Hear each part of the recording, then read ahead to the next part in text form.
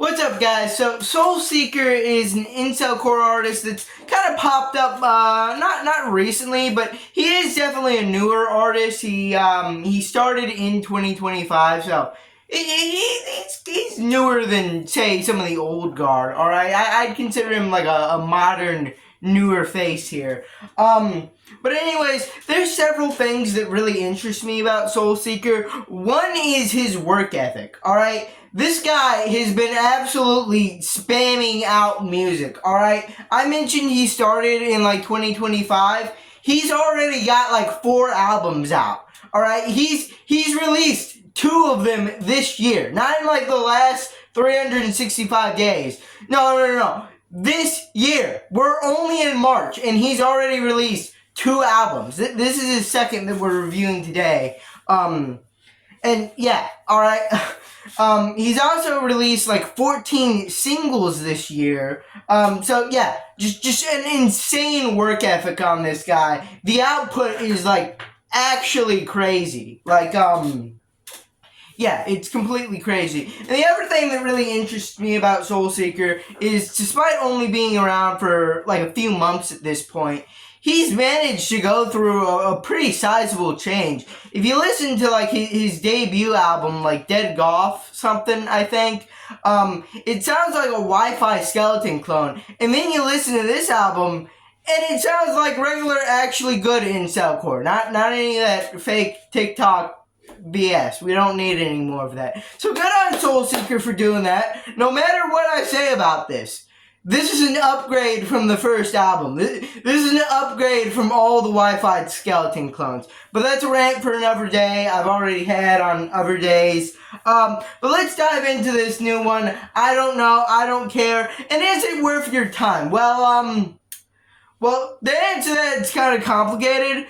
One may be tempted to say yes, because it doesn't waste much of your time. I think this thing is like, if I just had to throw a guess out there, maybe like 12 minutes. There's no way it's over 15 minutes. It's a very short, compact album with like 8 tracks. Only 2 of them go above like 2 minutes. So it is a very like quick listen. And I think it actually kind of works to this album's benefit in a lot of songs. Like, I'm too tired, and I hate school too, being 2 that I think really benefit from the formula of just having a short, catchy song, put a high energy verse in, put a chorus in, redo the chorus, just pack in as many quotable lines as well. Just really a shorter song does allow you to kind of shrink your focus down and make like every little second of that minute a lot more impactful than like, say, a 3-minute song with like the same material. So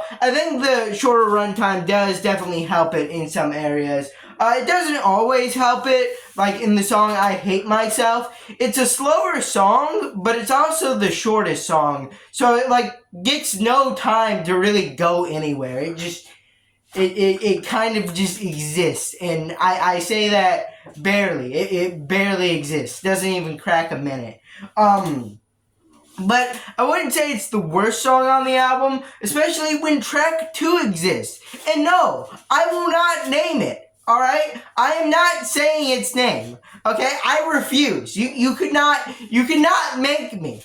But anyways, I think when people criticize incelcore artists for being edgy for the sake of it, I think track 2 on this album is like the perfect example of that. Just like a song that's generally just like gross. And you know, I listen to incelcore, I built up kind of a tolerance for it. I was kind of grossed out. I was genuinely grossed out during that song. It's not even like in like, oh, this super scary, super dark kind of like horrorcore thing, or like some other kind of dark, scary incelcore songs where it has like a real message. No, this one's just messed up for like, why not? Alright, there's nothing to that song.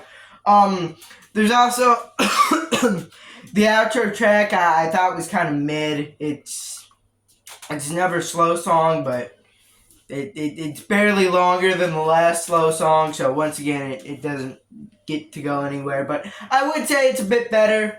maybe even a bit better than mid. The track right before that, the vocals are like really loud for some reason, and it sounds like the beat's just like an acoustic guitar. But again, the vocals are so loud over it, you can barely tell what the instrumental even is. But there are definitely good tracks on here. It sounds like I'm bashing this album a lot, because I do have a lot of problems with it. But I also can find a lot of songs that I do like Too Much Retard, the opener, I think is a very good song. Not funny premise, but I definitely think kind of a relatable premise of being like hard on yourself. For like getting questions wrong in class. I think it's definitely like a very relatable song in that way. I think it's also kind of catchy. I think it's also got like a very good instrumental. Yeah. We also get a feature on this album from IRL Terrorist. And I think he actually does a pretty good job on his verse. His kind of lower register voice kind of definitely adds like a new spice, a new flavor to this song. And yeah, short album gets a short review. What else can I say? So, in conclusion, it's kind of like the last album I reviewed, where it's a mixed bag. This one I'd argue probably has a bit higher highs, and with track 2, still not naming it, lower lows than the Greens on Toast album. But I'd ultimately probably come back to this one more, because, you know, there are like the higher high songs, and also it's on YouTube, actually, you know, the thing I use, so I can actually like go back to it.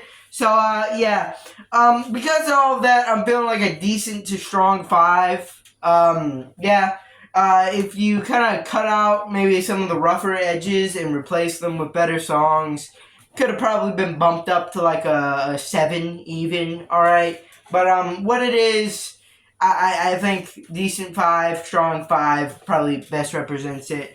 But yeah, that was the review. Leave a like, subscribe, comment down below, and bye.